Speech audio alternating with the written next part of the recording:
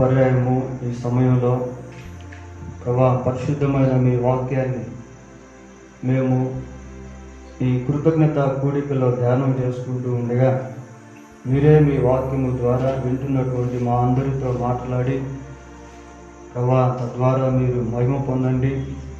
వినబోచున్న ఈ వర్తమానము మా జీవితంలో ఒక నూతన కార్యమును జరిగించినట్లుగా మీ పరిశుద్ధాత్మ కార్యం జరిగించమని వేడుకుంటూ మా రక్షకుడైన యేసుక్రీస్తు మహోన్నతమైన నామంలో ప్రార్థన చేస్తున్నాము తండ్రి, ఆమేన్.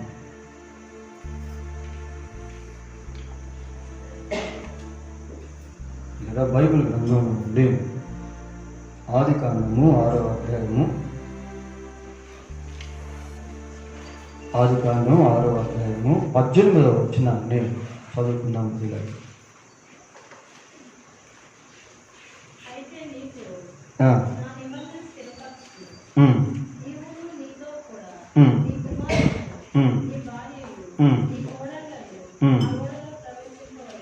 చాలు పిల్లల, దేవుడు నోవాహుతో మాట్లాడుతూ అంటున్నాడు, అయితే నీతో నా నిబంధన స్థిరపరచుదును, నీవును నీతో కూడా నీ కుమారులను నీ భార్యయు నీ కోడండును ఆ ఓడలో ప్రవేశింపవలెను.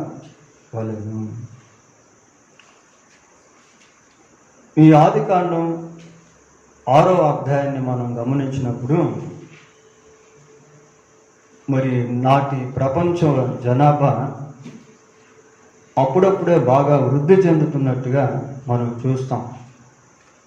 చూడండి, మొదటి వచనంలో నరులు భూమి మీద విస్తరింపనారంభించిన తరువాత అని చదువుకుంటా ఉన్నాం. మనుషులకు జన్మనిస్తూ ప్రజలు విస్తృతంగా భూమి మీద విస్తరిస్తూ ఉన్నారు. అలా విస్తరిస్తూ ఉన్నటువంటి సమయంలో వారిలో నుండి కొద్దిమంది ప్రత్యేకమైన మనుషులు కూడా ఉద్భవించారు. ప్రియులారా, 4వ వచనం మనం చదువుకుంటే, ఆ దినములలో నెఫీలీలను వారు భూమి మీద ఉండేది. ఈ నెఫీలీలు అనేటువంటి వారు ఎంతో అజానభావులుగా ఉండేటువంటి వాళ్ళు. మనుషులు భూమి మీద విస్తరిస్తూ ఉన్న కొలది పాపము కూడా అలాగే విస్తరించింది. చూడండి, 6వ అధ్యాయం 11వ వచనం మనం చదువుకుంటే, భూలోకము దేవుని సన్నిధిని చెడిపోయి ఉండెను, భూలోకము బలత్కారముతో నిండి ఉంది. భూలోకం అంతా కూడా దేవుని సన్నిధిలో ఏమైపోయిందంటే చెడిపోయింది. 12వ వచనం కూడా చదవండి. దేవుడు భూలోకమును చూచినప్పుడు అది చెడిపోయి ఉండెను, భూమి మీద సమస్త శరీరులు తమ మార్గమును చెరిపివేసుకొని ఉంది. విస్తరించినటువంటి ప్రజానికము దేవుని పట్ల అవిధేయులై పూర్తిగా చెడిపోయారు. దేవుడి భూలోకాన్ని చూసినప్పుడు ఆయన దృష్టికి మనుషులందరూ కూడా చెడిపోయినట్టుగా కనిపించారు. 14వ కీర్తన 2-3 వచనాలు చదువుకుందాం.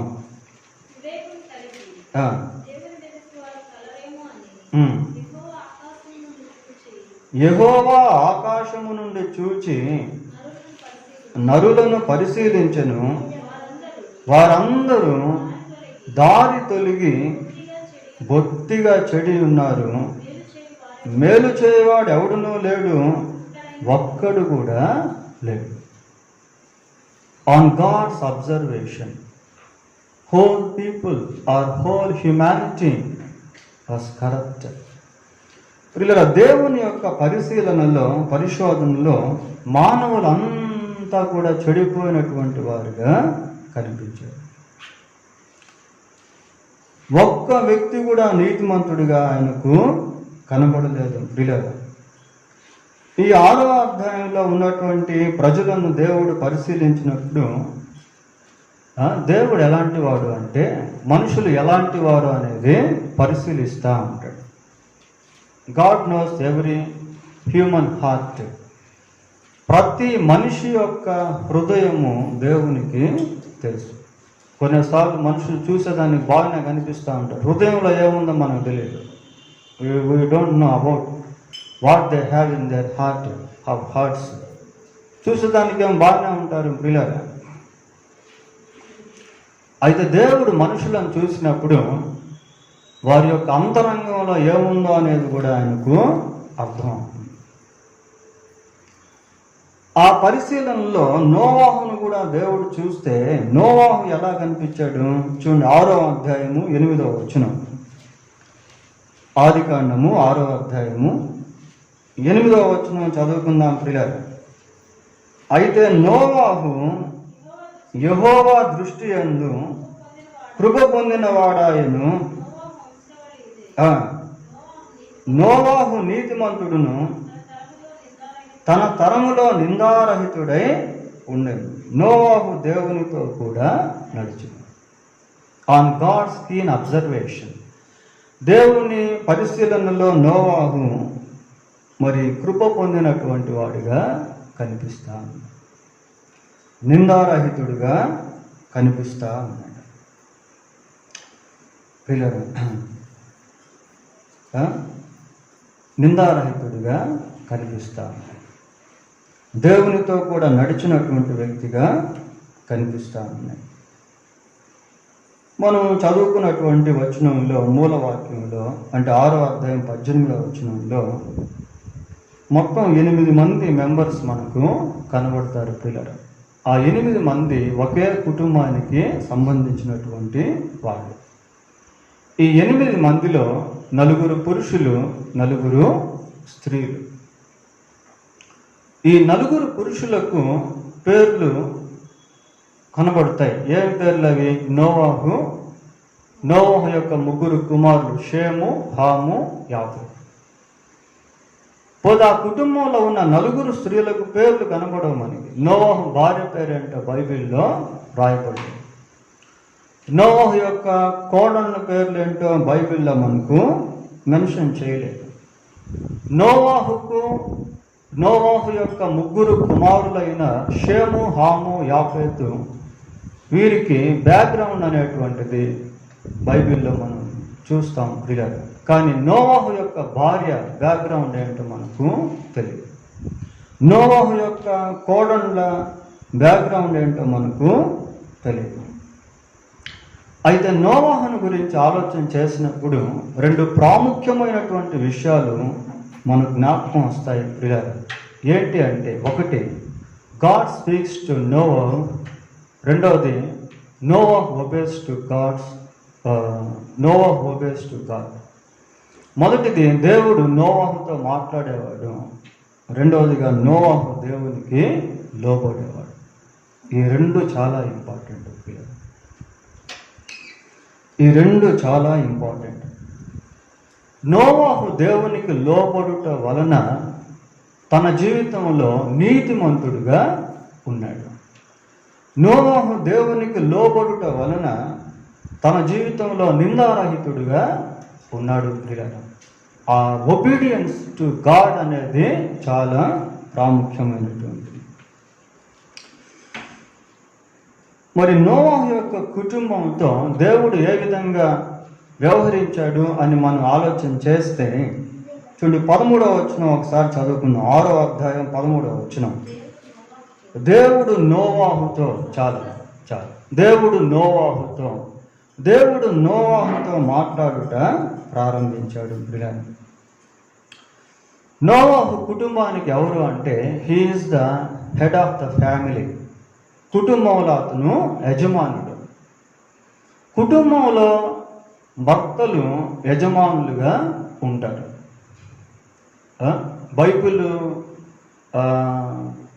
బైబిల్లో అది మనకు కనబడుతుంది. ఏంటి అంటే, క్రీస్తు పురుషునికి శిరస్సుగా ఉన్నాడు, పురుషుడు స్త్రీకి శిరస్సుగా ఉన్నాడు. మనం కొరంథీయులకు రాసిన పత్రికలు చూస్తాం ఆ విషయాలు. సరే, కుటుంబంలో యజమానుని యొక్క పాత్ర చాలా ప్రాముఖ్యమైనటువంటిది ప్రియులారా.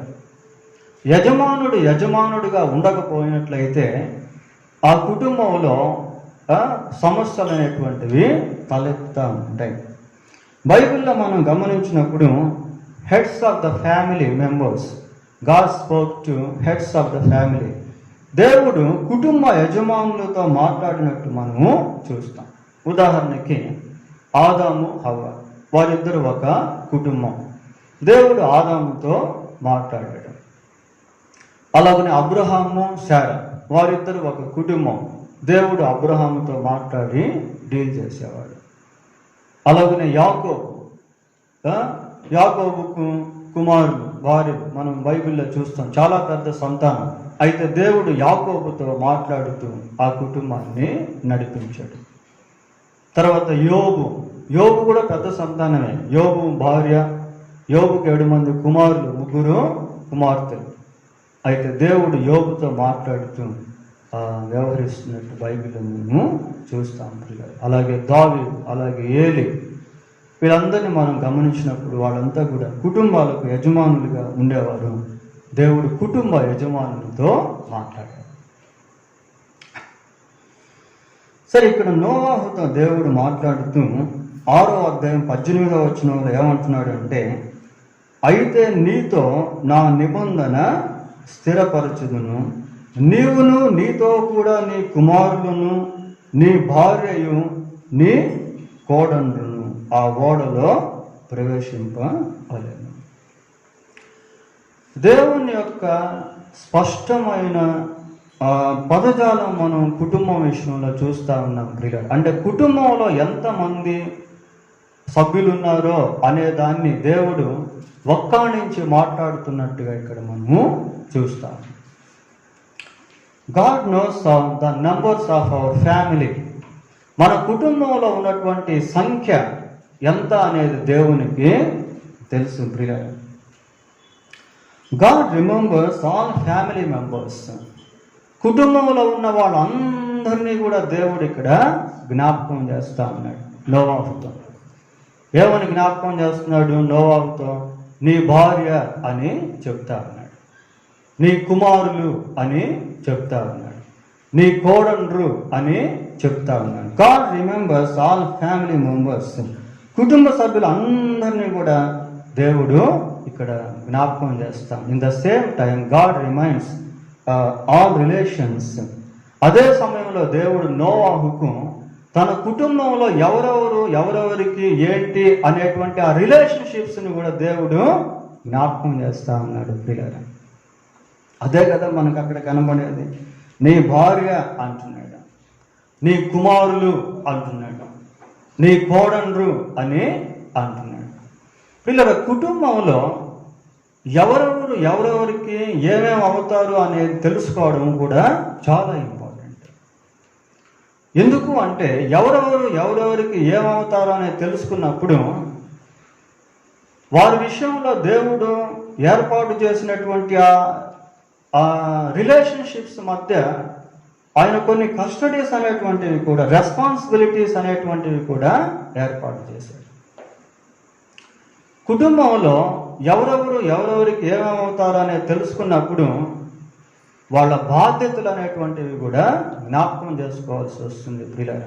ఒక భార్య పట్ల భర్త ఎలాంటి బాధ్యత కలిగి ఉన్నాయి, ఒక భర్త పట్ల భార్య ఎలాంటి బాధ్యత కలిగి ఉండాలి. Responsibilities among relationships. ఆ బాంధవ్యంలో ఉన్నటువంటి బాధ్యతలు ఎలాంటివి అనేది కుటుంబ సభ్యులు అందరూ ఎరిగి ఉండాలి. ఇది చాలా ఇంపార్టెంట్. చూడండి, ఎఫెసీయులకు రాసిన పత్రిక 6వ అధ్యాయం, ఎఫెసీయులకు రాసిన పత్రిక 6వ అధ్యాయము మొదటి 2 వచనాలు చదువుకుందాం. పిల్లలారా ప్రభువునందు మీ తల్లిదండ్రులకు విధేయులై ఉండండి. చూడండి, దేవుని వాక్యం ఏమని సెలవిస్తా ఉంది? పిల్లలతో దేవుడు మాట్లాడుతూ ఉన్నాడు. ఏమంటున్నాడు? పిల్లలారా ప్రభువునందు మీ తల్లిదండ్రులకు విధేయులై ఉండండి. చదవండి. నీకు మేలు కలుగునట్లు నీ తల్లిని నీ తండ్రిని సన్మానింపు. చూడండి ఎలాగ వాక్యం. కుటుంబంలో ఉన్న పిల్లలకు తల్లిదండ్రుల పట్ల ఎలాంటి బాధ్యత ఉన్నదో అనేది ఇక్కడ జ్ఞాపకం చేయబడతాం. పిల్లలారా, ప్రభువునందు మీ తల్లిదండ్రులకు విధేయులై ఉండండి, ఇది ధర్మమే. నీకు మేలు కలుగునట్లు నీ తండ్రిని తల్లిని సన్మానింపుము, అప్పుడు నీవు భూమి మీద దీర్ఘాయుష్మంతుడవు అగుదువు. In many families, people are ignored about their responsibilities. అనేక కుటుంబాల్లో కుటుంబ సభ్యులు వారి యొక్క బాధ్యతలను ఎరగనటువంటి వారుగా ఉన్నారు.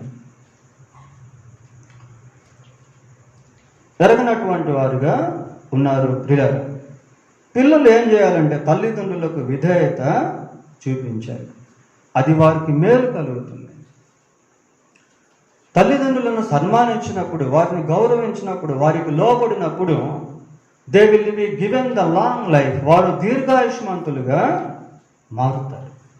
అది దేవుని వాక్యం పిల్లలకు చెప్పేటువంటి ఒక కమాండ్మెంట్, పిల్లల ఒక ఆజ్ఞ. 4వ వచనం చదవండి. తండ్రులారా, మీ పిల్లలకు కోపము రేపొద్దు. తండ్రులకు ఇచ్చేటువంటి సలహా అది. తల్లిదండ్రులకు పిల్లల విషయంలో దేవుని వాక్యం ఇచ్చేటువంటి సజెషన్, సలహా. తండ్రులారా, మీ పిల్లలకు కోపమును రేపక ప్రభు యొక్క శిక్షలోను బోధలోను వారిని పెంచండి. కోపాన్ని రేపొద్దు మీ పిల్లలకి. మీ పిల్లల్ని ప్రేమించండి. Love your children.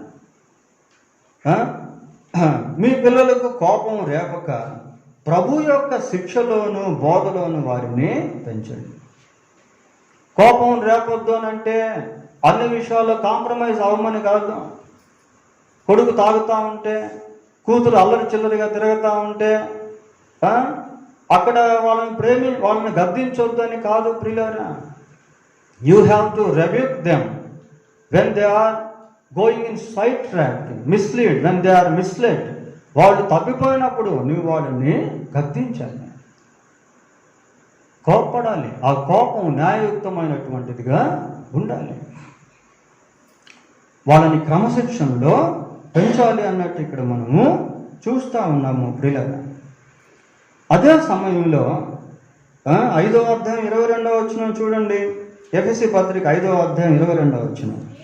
స్త్రీలారా, ప్రభువునకు వలె మీ సొంత పురుషులకు లోబడి ఉండండి.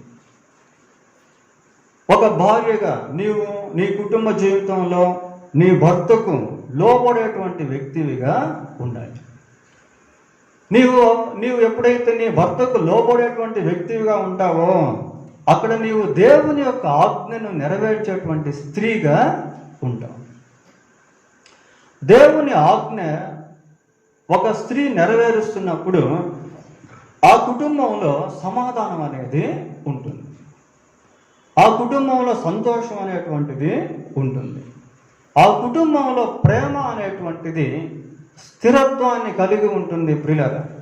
ఆ కుటుంబంలో ఇక అక్రమ సంబంధాలు చోటు చేసుకోవు.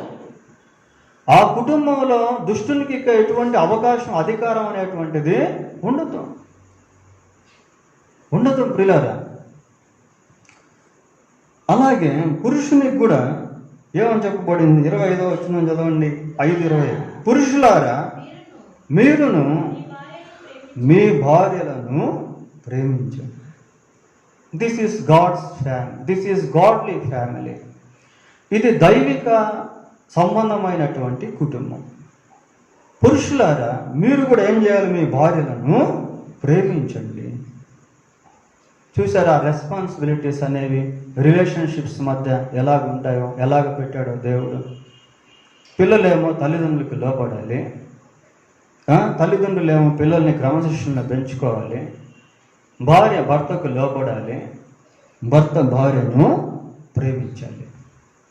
ఈ నోవాహు యొక్క కుటుంబం గురించి మనం ఆలోచన చేసినప్పుడు God remembers all family members, in the same time God reminds all relations.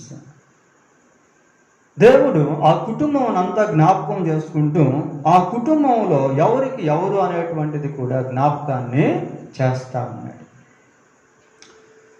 తర్వాత ఈ నోవాహు యొక్క కుటుంబం గురించి మనం ఆలోచన చేసినప్పుడు God has protected them from calamity. ఆ విపత్తు నుంచి దేవుడు కుటుంబాన్ని కాపాడాడు. ప్రియులారా, చాలా భయంకరమైనటువంటి విపత్తు అది. 6వ అధ్యాయం 18వ వచనంలో ఏమని చెప్తున్నాడంటే, నీవును నీతో కూడా నీ కుమారులను నీ భార్యను నీ కోడళ్ళను ఆ ఓడలో ప్రవేశింపు. Why should they enter the ark? వాళ్ళు ఎందుకు ఆ ఓడలో ప్రవేశించాలి? వారు ఎందుకు ఆ ఓడలో ప్రవేశించాలి అని అంటే, పిల్లలు, చాలా భయంకరమైనటువంటి విపత్తు అనేది భూమి మీదకు రాబోతూ ఉంది. చూడండి, అదే 7వ అధ్యాయము ఆదికాండము 19వ వచనం చదవండి.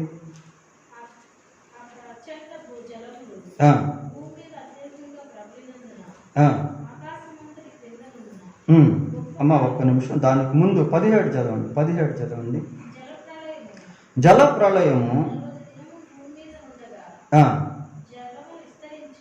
ఒక్క నిమిషం అమ్మా. 6వ అధ్యాయము 17 వచ్చింది. 6:17.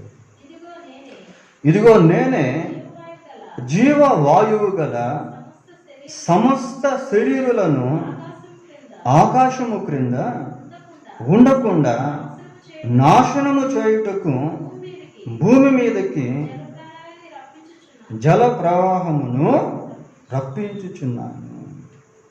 లోకమందున్న సమస్తమును చనిపోవును. ప్రియులారా, ఆ రాబో విపత్తు చాలా భయంకరమైనది. ఎవ్వరు కూడా ఇక మిగలదు.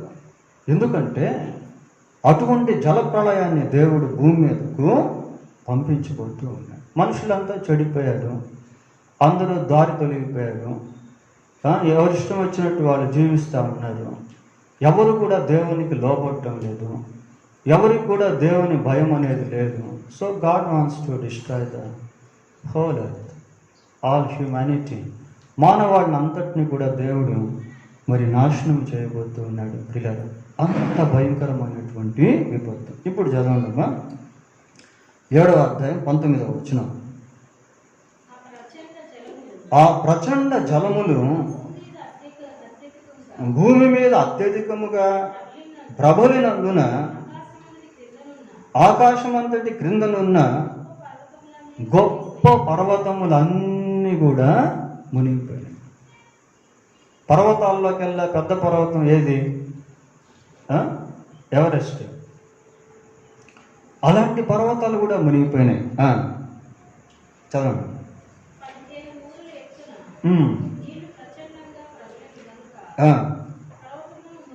పర్వతములను మునిగిపోయాను.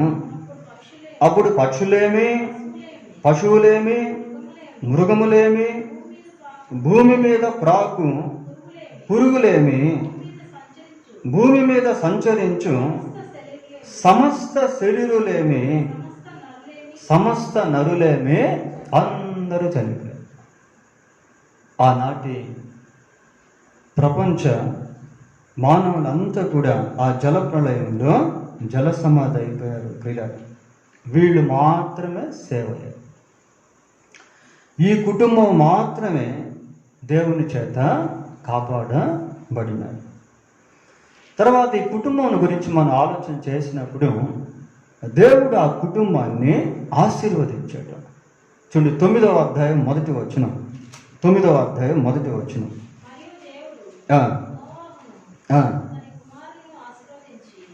దేవుడు నోవాహును అతని కుమారులను ఆశీర్వదించాడు. పిల్లలు, God has blessed the family.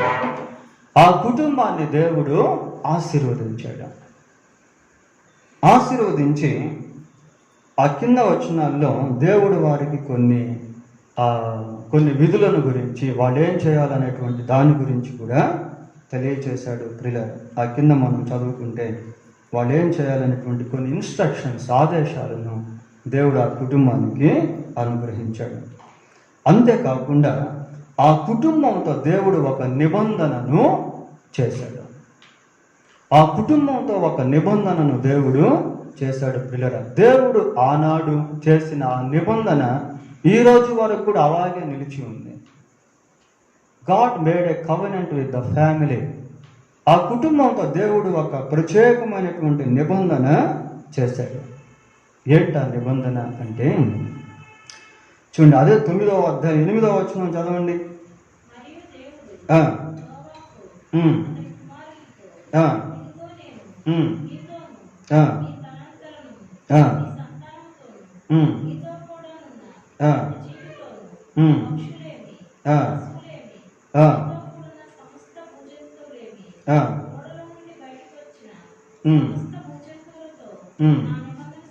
నా నిబంధన స్థిరపరచుచున్నాను. దేవుడు నోవాహుతో మాత్రమే కాకుండా తన కుమారులతో కూడా మాట్లాడుతూ ఉన్నాడు ప్రియులారా. దేవుడు నోవాహు అతని కుమారులతో మాట్లాడుతూ అంటున్నాడు, మీతోనూ మీ తదనంతరము మీ సంతానముతోనూ మీతో కూడానున్న ప్రతి జీవితోనూ, పక్షులేమి పశువులేమి, మీతో కూడా సమస్తమైన భూజంతువులేమి, ఓడలో నుండి బయటికి వచ్చిన సమస్త భూజంతువులతోనూ నా నిబంధన స్థిరపరచుచున్నాను. ఏంటి ప్రభువు చేసినటువంటి నిబంధన అంటే, ఆనాటి ప్రపంచం దేవునికి విరోధంగా జీవించుట వలన మొత్తం కూడా ఆ జల ప్రళయంలో నశించిపోయాడు. ఇక దేవుడు అనుకున్నాడు, ఇదిగో ఈ ప్రజలు బాల్యకాలం నుండే వారి హృదయాల్లో పాపం అనేది ఉంది. చూడండి, ఆ 8వ అధ్యాయం 21వ వచనంలో మనం చూస్తే, ఇక మీదట నరులను బట్టి భూమిని మరలా శపించను. ఎందుకనగా నరుల హృదయాలోచన వారి బాల్యము నుండి చెడ్డది. కాబట్టి ఇక నుంచి నేను ఎప్పుడు కూడా జలప్రళయం అనేటువంటి దాన్ని భూమి మీదకు పంపించను. ఇక ఎన్నడూ కూడా జలప్రళయం చేత భూమి మీద ఉన్నటువంటి ఆ పక్షులైతేనేమి, పశువులైతేనేమి, జంతువులైతేనేమి, మనుషులైతేనేమి ఎవరిని కూడా నేను నాశనము చేయను అని నోవాహుతో మాట్లాడుతూ ఆకాశంలో ఒక ధనస్సును ఆయన పెట్టాడు ప్రియులారా. ఏంటా ధనస్సు? రెయిన్బో ప్రియులారా. ఇంద్రధనుస్సు అంటాం మనం మామూలుగా. ఈ ఇంద్రధనుస్సు అనేటువంటి దానిని దేవుడు ఆకాశమందు పెట్టాడు. ఆకాశమందు ఆ ధనస్సును దేవుడు ఉంచాడు ప్రియులారా. చూడండి, దాని గురించి కూడా మనం అక్కడ చూస్తాం. చూడండి 12,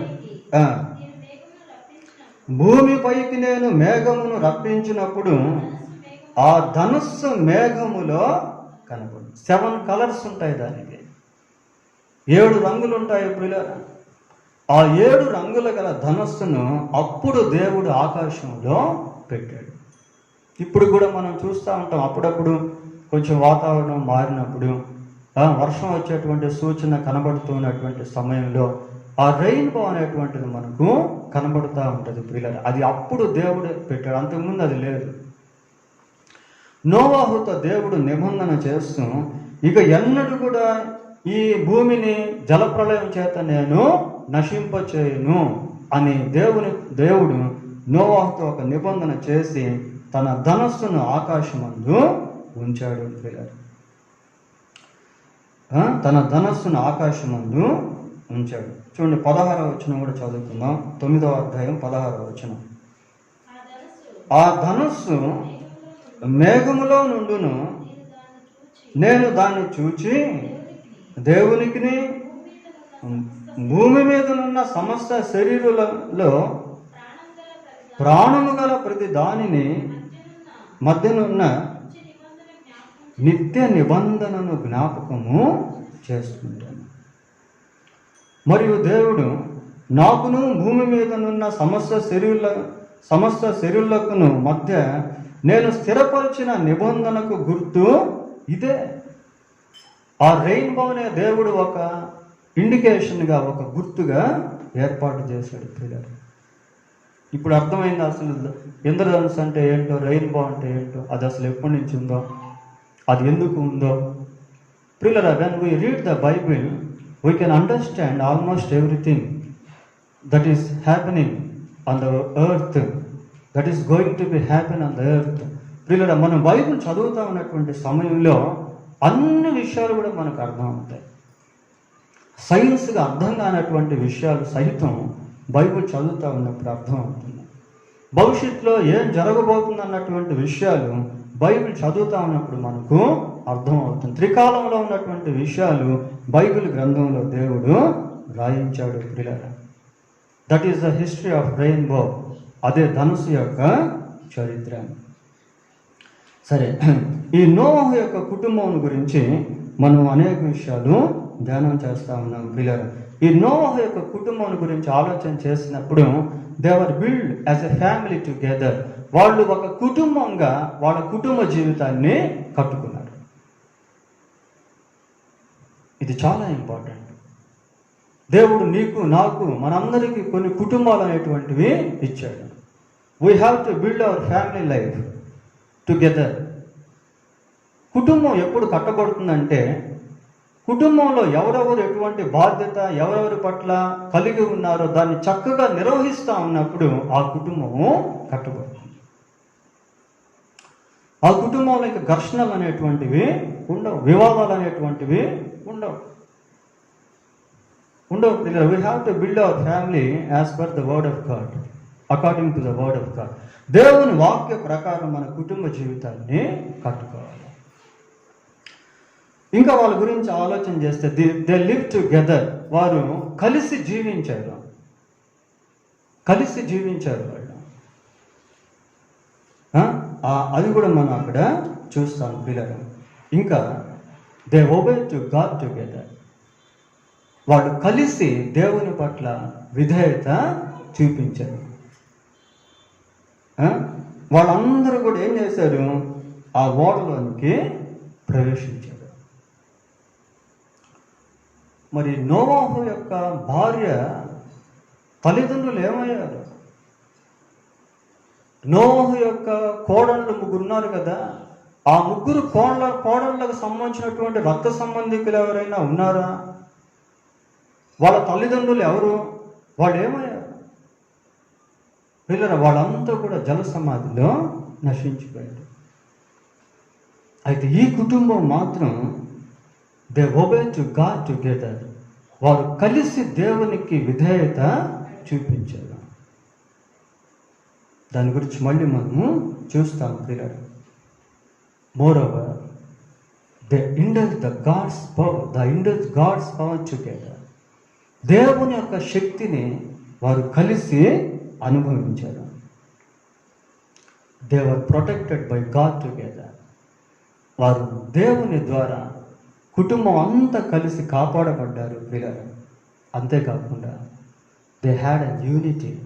ఆ కుటుంబంలో గొప్ప ఐక్యత అనేది ఉంది. ఇంకా ఆ కుటుంబం గురించి ఆలోచన చేస్తే దే వర్క్ టుగెదర్. వారు కలిసి పనిచేశారు. ఓడ కట్టడం చిన్న విషయం కాదు. ఓడ చాలా పెద్దది. అది ఆ ఓడ కట్టేదానికి సుమారుగా 120 సంవత్సరాలు పట్టింది. అంత పెద్ద ఓడ అది. నోవహు ఒక్కడే ఓడ కట్టలేడు. కుటుంబం అంతా కూడా నోవహుకు సహకరించింది. ప్రియులారా, దేవుని పనిలో, పరిచర్యలో కుటుంబం అంతా కూడా సహకరించినప్పుడు అక్కడ ఒక శ్రేష్టమైనటువంటి దీవెన అనేది ఏర్పడుతుంది. వీళ్ళు ఎలాగ జీవించారు అంటే, అసలు చూడ 7వ అధ్యాయం 7వ వచనం చదువుకుందాం. ఆదికాండం 7వ అధ్యాయము 7వ వచనం. అమ్మ దానికి ముందు 13వ వచనం చదవండి. 7:13 ఒకసారి.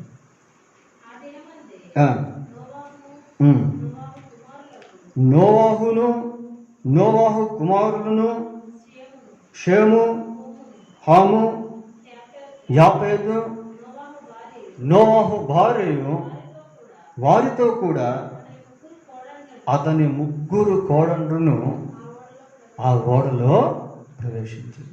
Complete obedience.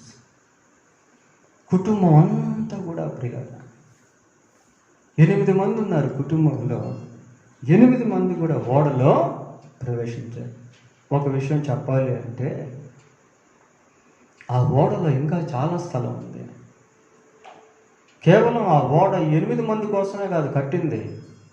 ఎవరైనా ఆ ఓడలోకి రావచ్చు. నోవాహు వెళ్ళి ప్రకటించాడు, అయ్యా ఇదిగో ఇక కొద్ది రోజుల్లో జలప్రళయం రాబోతూ ఉంది, భూమి మీద ప్రచండ వర్షం కురవబోతూ ఉంది, అన్నీ కూడా నశించిపోతాయి, నాశనం అయిపోతాయి, రండి ఓడలోనికి అన్నట్టుగా హీ ప్రొక్లైమ్డ్, ఆయన ప్రకటించాడు ప్రియులారా. But no one responded. ఎవ్వరు కూడా దానికి లక్ష్య పెట్టలేదు. ఆ సమయంలో 8 మంది ఆ ఓడలోనికి ప్రవేశించారు.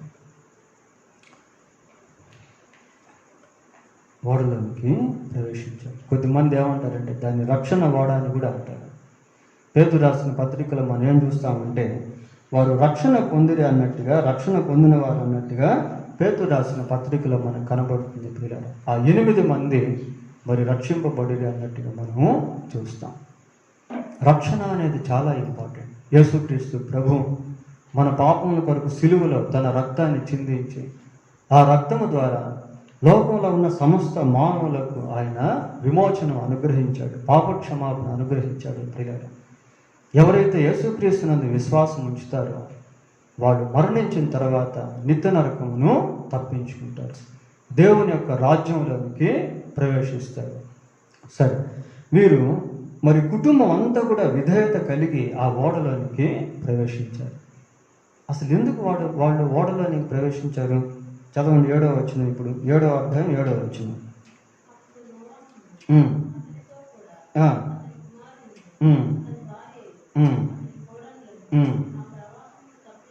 ఆ ప్రవాహ జలములను తప్పించుకొనుటకై, అక్కడ ఒక రీజన్ మనకు కనబడుతూ ఉంది పిల్లలు.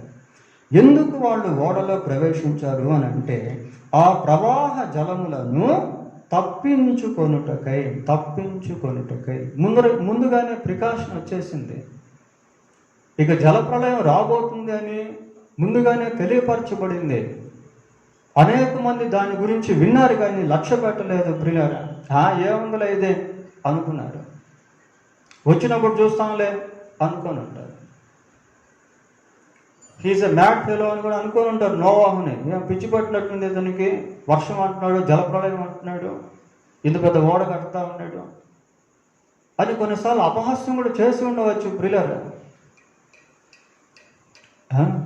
అయితే వీళ్ళు ఎందుకు ఆ ఓడలో ప్రవేశించారు అంటే, టు ఎస్కేప్ ద కెలామిటీ, ఆ రాబోచున్నటువంటి విపత్తును తప్పించుకునేదానికి ఓడలో వాళ్ళు ప్రవేశించారు.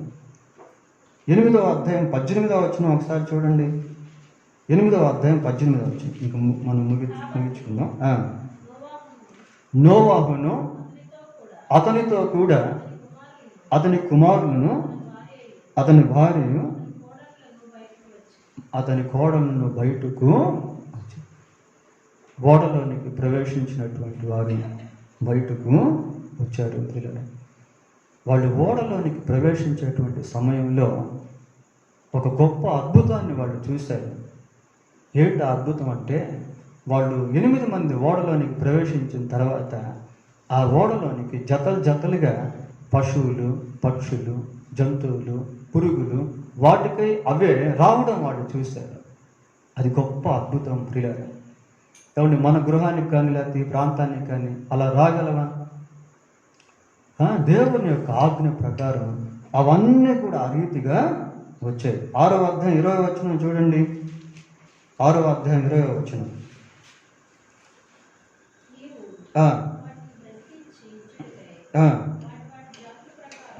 వాటి జాతుల ప్రకారము పక్షుల్లోనూ, వాటి జాతుల ప్రకారము జంతువుల్లోనూ, వాటి జాతుల ప్రకారము నేలను ప్రాకు వాటన్నిటిలోనూ ప్రతి జాతిలో 2 చొప్పున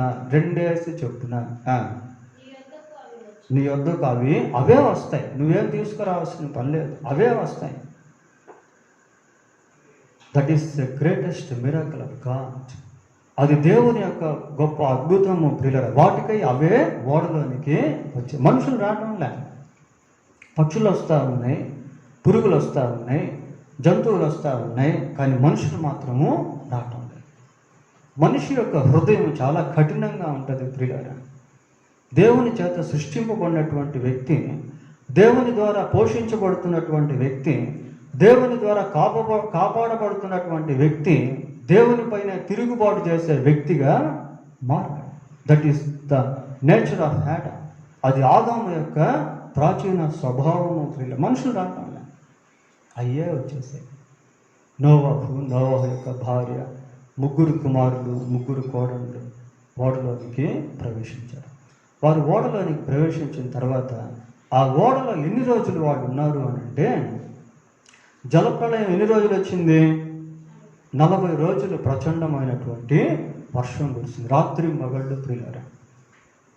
ఈ 40 రోజులు వాళ్ళు ఓడలోనే ఉన్నారు. ఆ తర్వాత ఆ జలప్రళయం చేత మొత్తం మునిగిపోయినాయి. పర్వతాలు మునిగిపోయినాయి, కొండలు అసలు సముద్రము నేలంతా ఒకటి అనమాట. అప్పుడు ఇంకా అసలు పర్వతం ఎక్కడుందో కూడా తెలియదు. అంత ఎత్తులో వచ్చాయి నీళ్లు, అంత ఎత్తులో వచ్చాయి. ఇది హిస్టరీ ప్రియులారా. It is not a story. ఇదేదో ఒక కథ అనేటువంటిది కాదు, కానీ చరిత్రలో జరిగినటువంటి సంఘటన. అన్ని మునిగిపోయినాయి, అన్ని పర్వతాలు మునిగిపోయినాయి, నదులు, సముద్రం అంతా ఏకమైపోయింది. ఇంకేం లేదు. ఎక్కడ చూసినా భూగోళం జలగోళం లాగా మారిపోయింది. ఈ భూమి మీద వచ్చినటువంటి నీళ్లు ఇంకిపోయేదానికి 150 రోజులు టైము పట్టింది ప్రియులారా. 120 రోజులు టైము పట్టింది. చూడండి ఒకసారి 8వ అధ్యాయం 3వ వచనం చదువుకుందాం. 8వ అధ్యాయం 3వ వచనం. అప్పుడు నీళ్లు భూమి మీద నుండి క్రమముగా తీసిపోచుండెను. 150 దినముల తరువాత నీళ్లు తగ్గిపోయి. 150 రోజులు. దానికి ముందు ఒక 40 రోజులు. మొత్తం ఎన్ని రోజులు? 190 రోజులు వాళ్ళ ఓడలో ఉన్నారు. 190 days they were still in the dark. ఆ ఓడలో 190 రోజులు వాళ్ళు ఉన్నారు పిల్లలు. వాళ్ళు ఆ ఓడలోనికి ప్రవేశించేటువంటి సమయంలో ఆ ఓడ ఎక్కడుందో తెలుసా? భూమి మీద ఉంది. వాళ్ళు ఓడలో నుంచి బయటకు వచ్చినటువంటి సమయంలో ఓడ భూమి మీద లేదు. ఎక్కడుంది అంటే అరారాతు పర్వతం పైన ఉంది. ఈ అరారాతు పర్వతం కొండ టర్కీ దేశంలో ఉంది ప్రియులారా.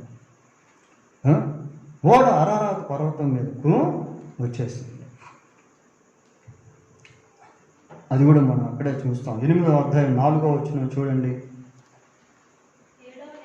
7వ నెల 17వ దినమున ఓడ అరారాతు కొండ మీద నిలిచింది. అంతకుముందు అది భూమి మీద ఉండింది ఓడ. అది కూడా ఒకసారి చూడండి. 7వ అధ్యాయం 17వ వచనం. 7వ అధ్యాయం 17వ వచనం.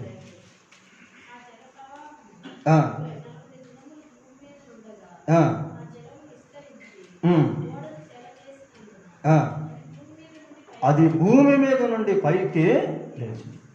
భూమి మీద ఉన్న ఓడ జలప్రళయ సమయంలో పైకి లేచింది. ఆ ఓడ అరారాతు కొండ మీద నిలబడింది. వాళ్ళు ఓడలోనికి ప్రవేశించేటువంటి సమయంలో చాలా జంతువులు, చాలా పక్షులు, చాలామంది మనుషులు ఉన్నారు. అయితే ఓడలో నుంచి వాళ్ళు బయటకు వచ్చే సమయంలో ఎవ్వరు కూడా లేరు. అందరూ చనిపోయారు. ఆ సిచ్యువేషన్స్ చూడండి ఎలాగైనా. ఇలా నోవాహు యొక్క కుటుంబం గురించి మనం ఆలోచన చేసినప్పుడు వారి జీవితాల్లో అనేక ఘట్టాలు అనేవి మనకు కనబడతాయి పిల్లలు. మరి దేవుడు ఆయన మహాకృపను బట్టి ఈరోజు మనకు కూడా ఒక కుటుంబం అనేది ఇచ్చాడు. మనతో కూడా దేవుడు మాట్లాడుతూ ఉన్నాడు. ఈ విషయాలు మనం తెలుసుకుంటున్నప్పుడు there is a chance for us to build our families as per God's will.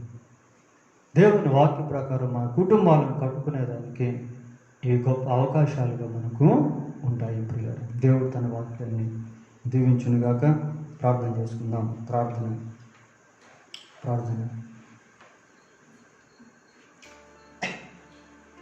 సర్వశక్తిమంతుడు అయిన దేవా, మీ పాదములకు వందనాలు, స్తోత్రాలు చెల్లిస్తూ ఉన్నాం ప్రభా. మరి రాత్రి నోవహు యొక్క కుటుంబ జీవితంలో నుంచి అనేక విషయాలు మీరు మాకు తెలియపరిచినందుకై మీకు స్తోత్రాలు చెల్లిస్తూ ఉన్నాం.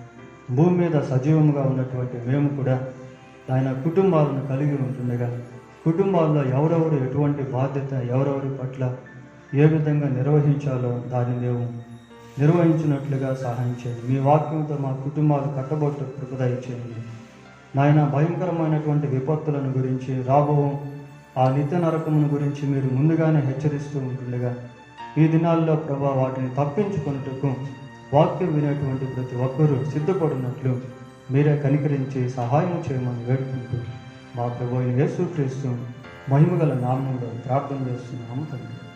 ఆమేన్.